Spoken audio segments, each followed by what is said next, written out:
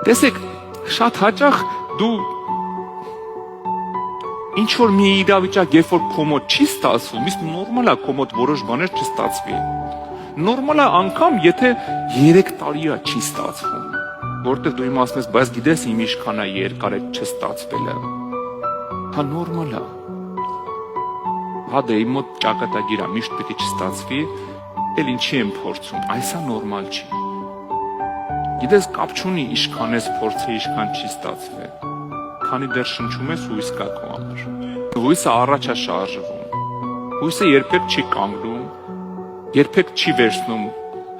արաղի շիշու, գրկում նստում, ասում ես իմ ճակատագիրն է։ Հույսը երբեք չի պարկում, ասում էլ ես չեմ վերկանա, հույսը միշտ առաջ է շարժվում։ Ժողովողում սենց մի հատ խոսք է գրած 9-րդ գլխում, որովհետև ով 4-րդ խոսքը, որովհետև ով որ ընկեր է մյուս ապրողներին, հույս կա նրանից։ Այսինքն եթե էլ ինքը ապրում է, իրանից հույս կա։ Ու շարունակության մեջ ասում եմ, որովհետև ողջ շունը լավ է մեռած առյուծից։ Դեք իրանց տարբերությունը որն է, այն մեկի մեջ շունչ կա։ Քանի շունչ կա, իրանից հույս կա, մեռած առյուծից հույս չկա։ Գիտես երբ հույս չկա, երբ որ էլ սպասում չկա։ Եթե էլ չես սպասում, ուրեմն հույս չունես։